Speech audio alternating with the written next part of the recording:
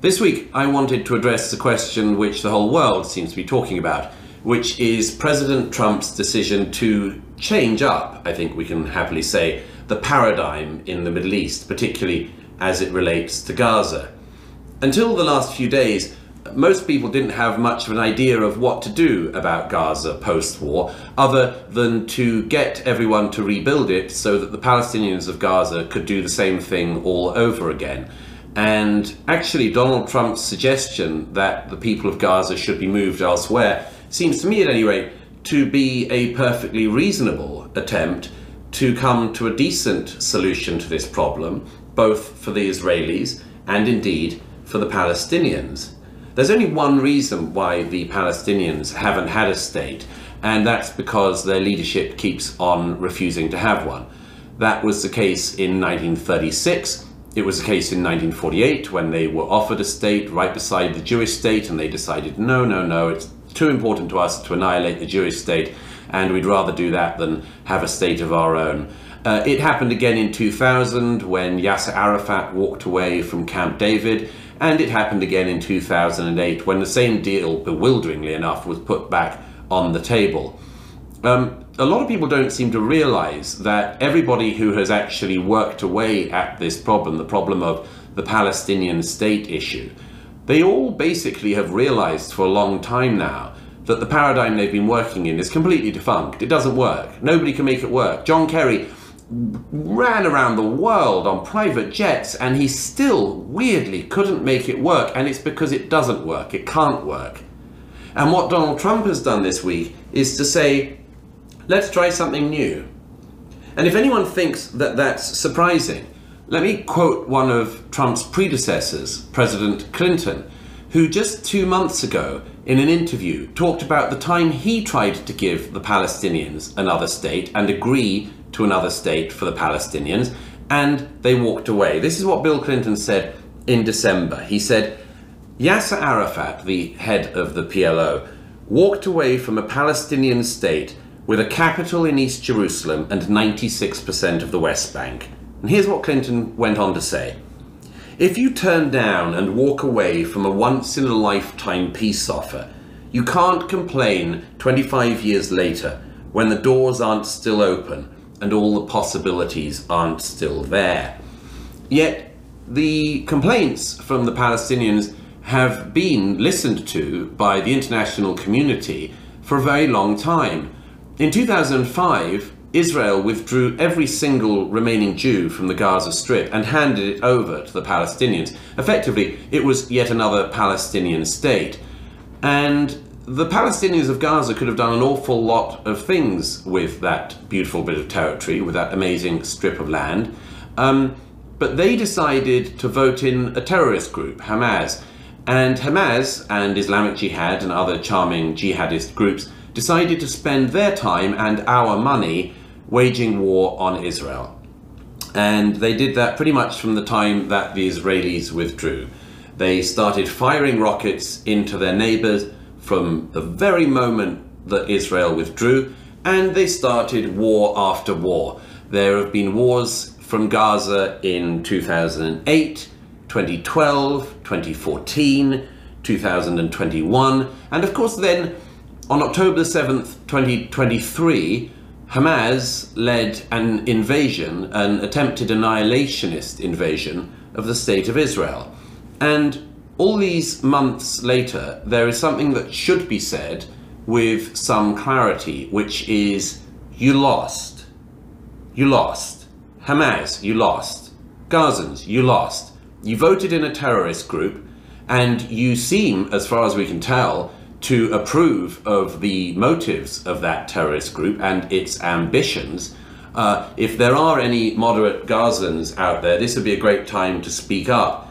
But from the video footage we see and from the testimony of hostages, not least female hostages who've returned from Gaza back to Israel in the last year, seems that the population of Gaza is quite as radicalized as the people who rule them. So it's not obvious that after starting this war and losing it, the people of Gaza should simply get yet more international funding to do the same thing all over again. That was, until this week, about the only plan on the table. That American taxpayers, European taxpayers, British taxpayers, Irish taxpayers, of course, everyone around the region in the Middle East should pour money into Gaza to give the Gazans another opportunity to make sure they steal money, like all the leadership of Hamas did, who all became billionaires, of course, continue working with their underground tunnel networks, and then launch at some point in the coming years yet another war on Israel. That was about the only plan on the table until this week.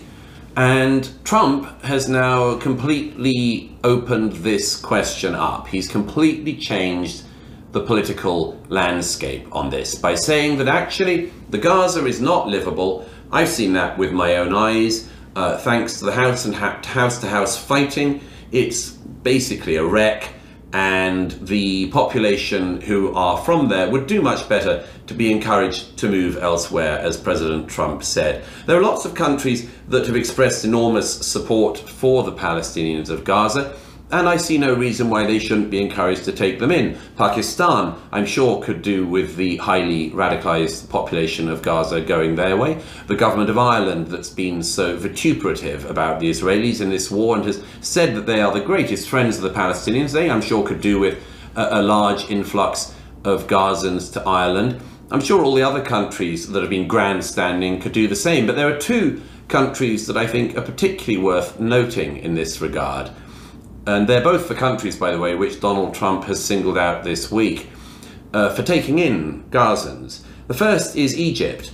Egypt used to run the Gaza Strip.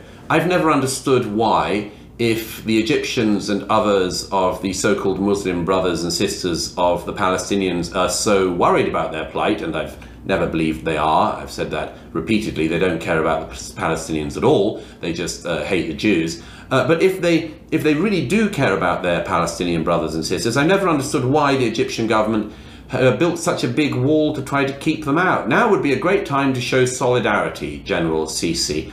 And I hope very much that all of that lovely land you have in the south of Egypt could be handed over in a decent peace settlement to some of the citizens of Gaza to live more peaceably than they've been living in the Gaza Strip. And the second country, of course, that Donald Trump singled out was Jordan. This is a very interesting one because Jordan is effectively a Palestinian state as well. Most of its population are Palestinians, and the leadership of Jordan has been incredibly vociferous in recent years about the terrible, as they see it, treatment of the Israelis in returning fire against the Gazan jihadists when they wage war on Israel. The Jordanian authorities have been extremely noisy in their condemnations of Israel. They seem to think that Israel should just sit back and take rocket fire for more than a decade, and all of October the 7th and everything else. Queen Rania, one of my favorite people in this war, has repeatedly taken to the airwaves to condemn the Israelis and their treatment of the Gazans.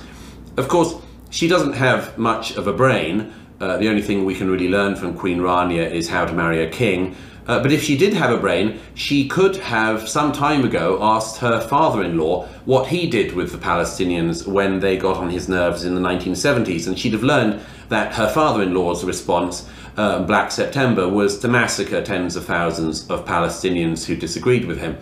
So now is a great time for Jordan to step up. If Queen Rania and the other leaders like Erdogan in the region who have been berating Israel for the crime of self-defense, if they really care about the Gazans, now is the time to step up. Ask them into your countries, do the right thing. The world should be watching.